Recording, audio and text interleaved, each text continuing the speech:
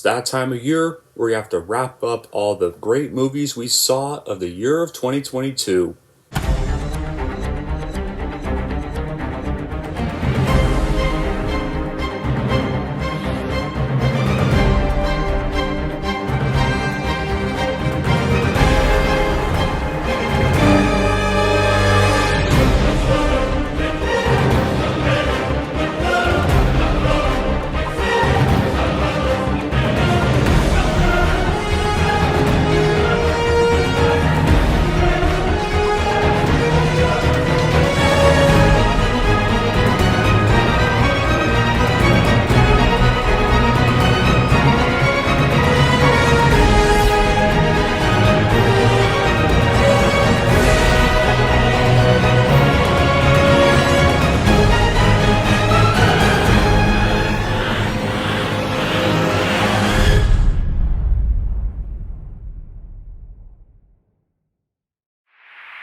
Hey everyone, it's Don G. Corleone here, and I'm here with a new top 11. And this top 11 is going to be for all the top 11 best movies of the year 2022. There's going to be a top 11 worst, but that's not going to be till much later.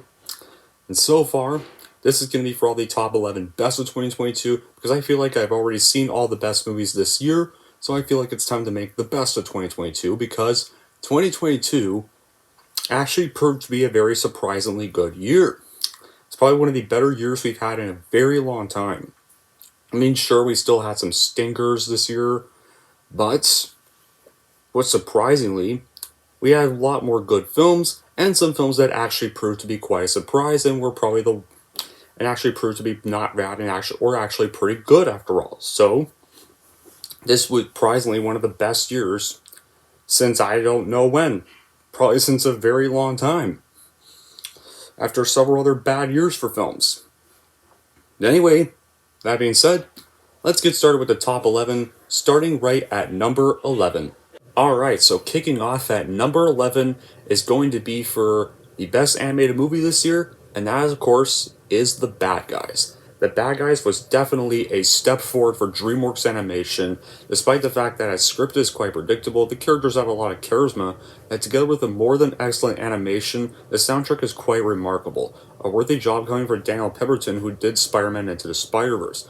This makes the chase and action scenes a visual delight, and Sam Rockwell gives a great lead performance that has plenty of natural charm on display while having ample chemistry as he beats who is equally charismatic. The rest of the cast are also really energetic, with Anthony Ramos being a surprising standout. And technically, The Bad Guys is a cohesively stylized, the beautiful animation unites illustrative comic book designs with detailed CGI textures, creating a visual experience that's the best of both worlds. The action pops because the cinematography is intentionally active, while the choreography is masterfully coordinated, the editing is swift with smooth transitions, the sound is embellished and symbolic, and the jazz music matches the high strung and the pop additions support the hit mood. Also, the cast is a collection of recognizable voices with skilled range. And ultimately, The Bad Guys is a carefully crafted, flavorful ride. Despite its predictability, The Bad Guys is easily the best animated movie this year, and after so many other stinkers like Boss Baby, Trolls, Spirit Untamed, garbage, we could finally have an actually good DreamWorks Animation film that felt like a great throwback to back when DreamWorks Animation really used to care about their stuff, and I wish they could try to be more like this more often. Now, kicking off at number 10 is going to be for a film I wasn't really that hyped for because I saw the trailers way too much, but I'm glad I gave this one a chance because this movie also turned out to be quite a surprise, despite what the critics thought about it, and that is, of course, Bullet Train. This movie just grabs you from the start and doesn't let go. It's an entertaining whirlwind of goofy character after goofy character and awesome fight after awesome fight. Brad Pitt nails his leading role and everyone else does great. This movie was extremely funny, it was bold and was such a right move to choose the humor they presented throughout the film. I love the minor twists despite them not being wowing. The jokes were certainly the carry of this movie. It was extremely entertaining, and maybe somewhat a tad bit forgettable. It would definitely be those movies I'd recommend to people, but think twice as is not their humor. Definitely more to the fun side rather than serious side, exactly what I was probably expecting. The casting was extremely nice as well. The performances given by each actor not just felt fulfilling and just overly wonderful. The cinematography isn't bad too, and at times some of the scenes may drag out a little bit, but it's probably for the best, so that gives you a bit of time to process everything going on as well as recover from all the gruesome deaths that are frequently taking place. Bullet Train is just one of those movies that critics have wrong, and I feel like this movie deserves some actually critical praise. And because this was probably one of Brad Pitt's best roles in ages. Kicking off at number 9 is going to be for a horror film that came out in June, and this was probably one of the better Blumhouse flicks of all their movies, and that is of course going to be for none other than The Black Phone. 3 of the best things a horror flick can be. The Black Phone has a very simple and very disturbing premise. Ethan Hawke is terrific as the Grabber, whose launching inspired appearance could very well become a popular Halloween mask. His performance is creepily erratic, adding to what makes the Grabber so disturbing. You never know what he's going to do next, but it's clear that he delights in playing games with the children he kidnaps before murdering them. I understand why some may be frustrated that his character isn't developed more, but personally, I don't think it really needed to be. He's a monster who gets pleasure from kidnapping and killing children. That's all we need to know. And I'm glad they didn't reveal some stupid backstory for once. We just had no idea who the Grabber was. The film moves at a brisk pace, and you're always on the edge of your seat the whole movie. In terms of suspense and tension, this film plays you like a piano. You get so engrossed in Finney's predicament, and you're pulling for him to escape his monstrous captor. It's very well done. It's not incredibly original, although it has original moments. I feel like it also could have been even scarier. It's not really as dark as some may make it out to be, but it's playing austere and evil, and it does have some good scary moments, but not a lot. A Black Phone was definitely good for this summer, but another horror film that came out this year was even better. I'm gonna get to in a bit. Kicking off at number 8 is going to be for an original movie that came out this November, and it was one starring Ralph Fiennes, and that is of course The Menu. This is a movie that just played on something everyone has come across in their lives: obsession. This movie started out as a seemingly eerie thriller suspense type movie with weird and unique quirks, but slowly devolves into something much more wild and very obviously takes it too far. With a script higher than the miraculously crafted chef's menu, even the most imaginative moviegoer will have their plates full with this one. The Menu has something fresh and interesting to say about the tired conversation surrounding the marriage between art and artist. There are some very clever, illogical, and confusing elements of the plot that you can easily miss if you're taken at face value.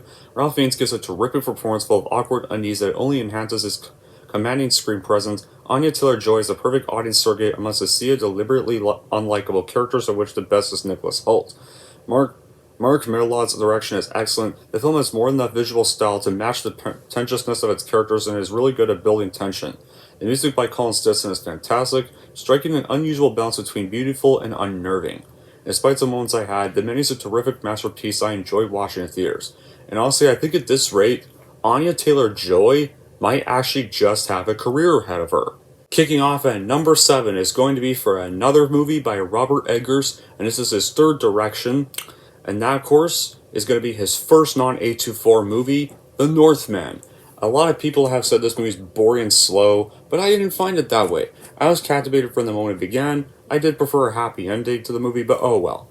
The cinematography was stunning as well. I think it may appeal to a higher intelligence, to be honest. An epic film with a straightforward story and effective use of Norse mythology, the intense rituals, powerful imagery, cultural and pounding music, and display of culture in its authentic setting make for an entertaining and memorable experience. I'm sure many critics dismiss the film as some sort of male-powered fantasy, albeit one that's distinctly the work of Eggers and so supplies effective visuals and strong acting.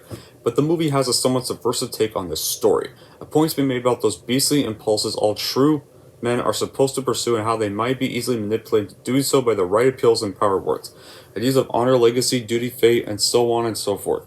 This, along with the artful visuals, is what critics mean when they say that this is an action blockbuster as done by an actually smart filmmaker. It's not as straightforward as you might believe from a surface look. That being said, it can certainly be enjoyed as a gruff and violent testosterone fest, but that still doesn't mean it's just for the dudes. And first of all, anyone can appreciate this caliber of bombastic yet immaculately coordinated filmmaking and this tier of effective imagery.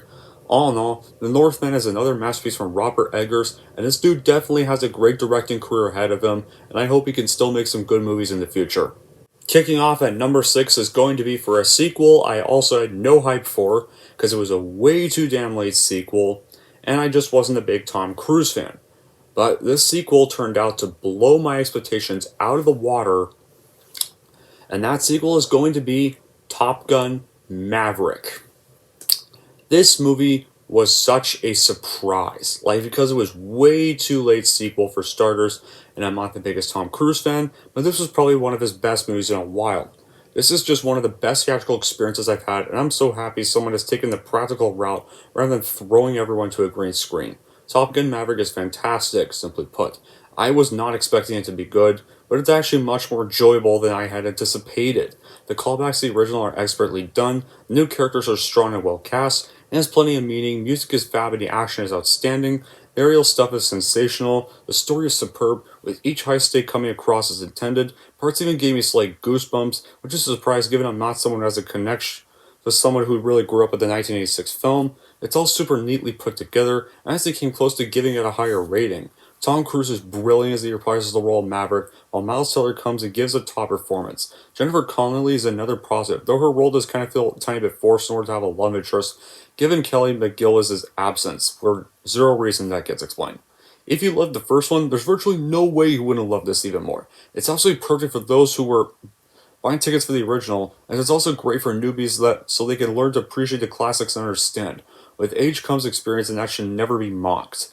It should be learned and used to progress. And Top Gun Maverick is easily going to go on to join a list eventually of sequels that are even better than the first, along with films like Empire Strikes Back, Aliens, and Terminator 2 Judgment Day. Kicking off at number 5 is going to be for a film that came out around the very start of the year back in February, and this was a film I saw twice in theaters, and easily one of the funniest movies I saw in a very long time, and that film is going to be Jackass Forever.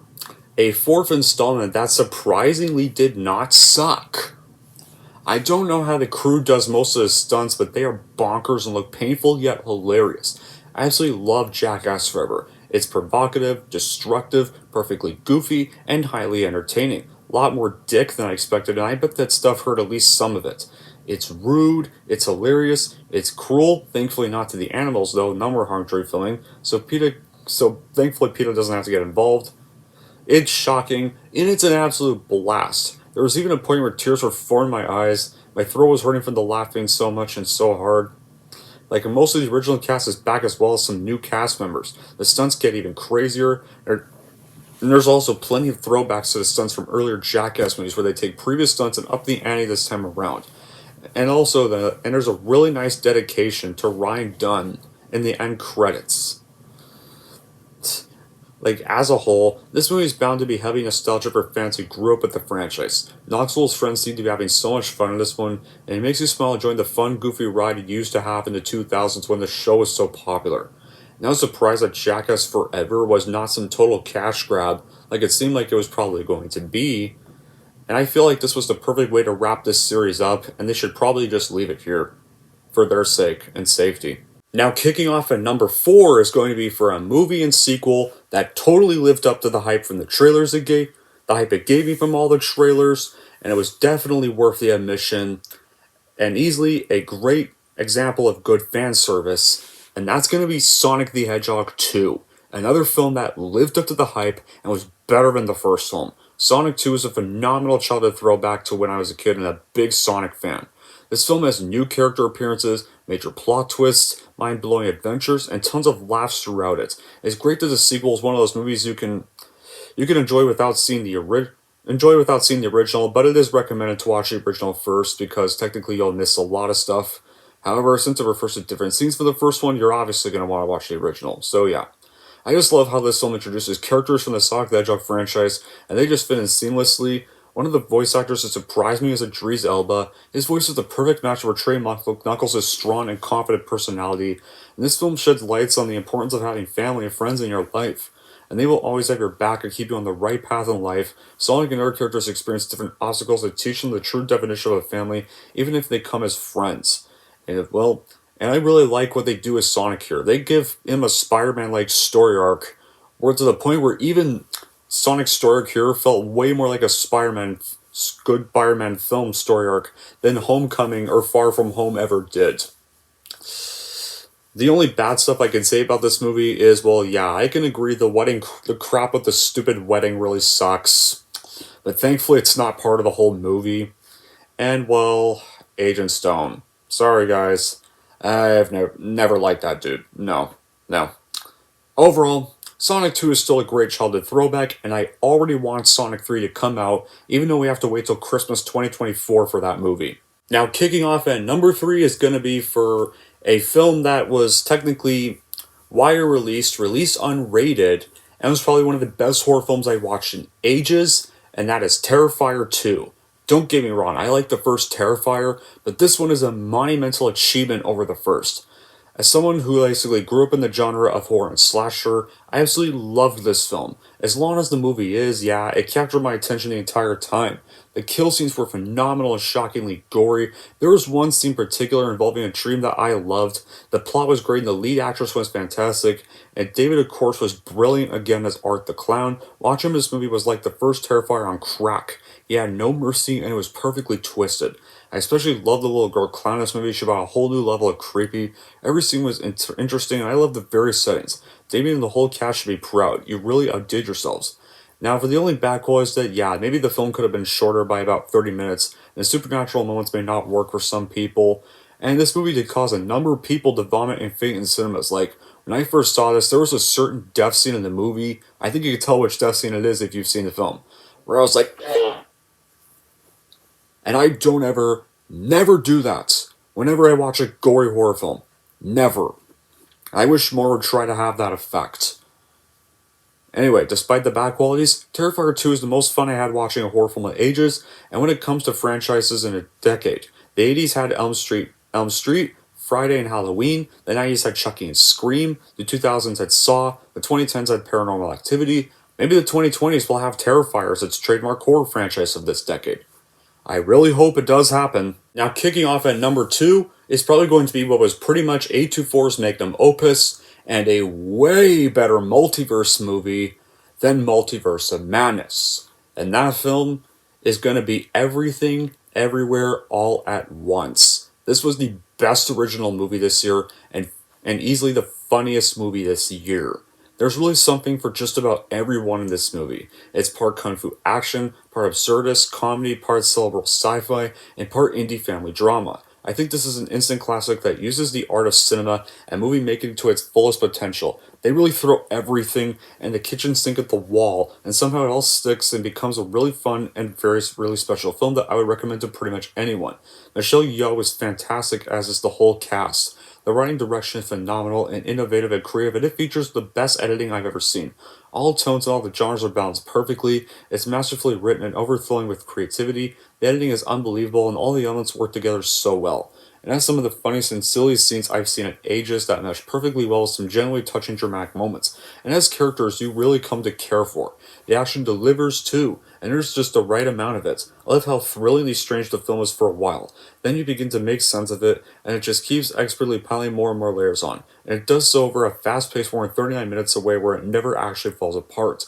Also, it has some of the best film references and parodies I've ever seen for sure. Maybe original ideas are becoming harder and harder to come by, but as for Lana's movies like Everything Everywhere All at Once are coming out, the meaning of the film will never truly be artistically bankrupt. There have been movies that have tackled some of the ideas here before, but never in a way that this creative, this funny, and this exciting. And the way it takes its outlandish premise and ties it to real life and real world and relatable emotions is so incredibly clever. In the end, Everything Everywhere All at Once is a film that is worth checking out. Now, before I get to the number 1 pick, I'm going to have in some few honorable mentions of this year. X and Pearl, first honorable mention, Unbearable Weight of Massive Talent. Second honorable mention, The Bob's Burgers Movie. Third honorable mention, Chippendale Rescue Rangers. Fourth honorable mention, A Christmas Story Christmas. Fifth honorable mention, and final honorable mention, Scream 5, or Scream 2022. And with that, the number 1 best movie of 2022 is The Batman. Yeah, this was very obvious making this list what number 1 was going to be. Where do I even begin? The biggest thing that struck me with this film was just how much time we got to spend with Batman as Batman. There was very little Bruce Wayne in this movie, and I'm absolutely fine with that. The movie is Batman's story, and we are with him from start to finish. We even get some narration from him, which I'm not quite sure how I feel about just yet. It was a very good narration, but not sure he's a character I want it from. The Riddler in this movie is phenomenal. After the Joker in The Dark Knight, this is absolutely my second favorite Batman film villain. He was clearly inspired by the Zodiac Killer, and what an inspired choice. The use of the riddles in the film is nothing short of genius. There are very clever riddles and puzzles to make Batman, have to do some serious detective work. Something I've always wanted more from him in the previous films. The 3-hour runtime to me was honestly worth it for the more development. This film has quite a unique feel. There are scenes and sequences in this film that would feel out of place in both Tim Burton's Batman universe and Christopher Nolan's universe. Then there are little aspects in each of their respective films which clearly inspired parts of the Batman. It basically took the best scenes from each of them and then twisted them into its own style, while obviously adding a lot of its own stuff also. It's very well done in that sense. The Batmobile in this movie is awesome. There's just no other way to put it. The sound it made and the vibrations it sent through my cinema chair were bone-chilling. The chase sequence of this movie with the Penguin is one of the best I've ever seen. The Penguin is probably the one letdown for me, though. From what I've seen in the trailer, I suspected this may be the case, though. I wonder if they were using this movie as a setup for him, and then in the second film he will evolve and have a lot more to do. This one, though, I just found him quite a dull screen presence. And Alfred doesn't have much screen time either. Hopefully he has more for the sequel, overall, but though, The Batman is not only the best superhero film of 2022, it'll also forever be known as the best movie of 2022. And there we go! That wraps up all the great films of 2022. This was surprisingly a really good year. And I really hope next year can still be just like this for films, because this was quite a surprise for a lot of movies. Well, unfortunately, we did have some bad ones that I'm going to cover in the top 11 worst near the end of the month. This was still not a bad way to end the year. So, yeah. With that being said, guys, though, that will be it for this top 11. Thank y'all for watching, and if you like this, want to see more, don't forget to like and subscribe to Don G. Corleone.